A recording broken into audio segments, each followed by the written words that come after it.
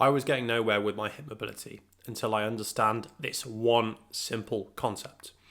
But before we get into that, why are coaches or people telling you to stretch every day or go do GoWOD or use other mobility apps? And why isn't this working for your hip mobility? Well, the main problem is that you're focusing on the wrong thing, whether you know it or not.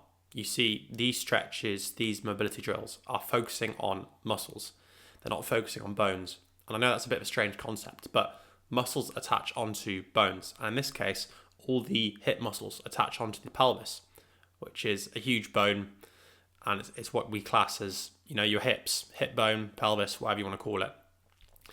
If we can focus on actually moving the pelvis, this huge structure, and improving its movement, then a lot of these so-called tight muscles or mobility issues that you have will seemingly go away.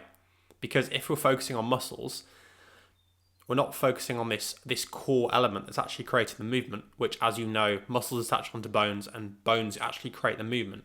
So what movement have we got at the pelvis? It doesn't seem like it actually moves a lot. Well, think about it. We actually have quite a lot of ways it can move. You've probably seen those models on Instagram where they're sticking the bum out, which is called anterior pelvic tilt. So pelvis is rolled forwards.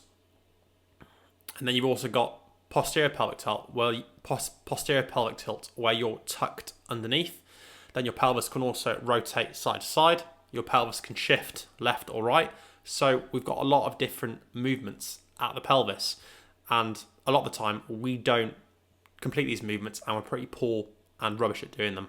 And so if you can't complete any or some of these movements well, it doesn't matter how much static stretching you do, your hip mobility is not going to improve. So how do we actually improve hip mobility? What specific exercises do we do?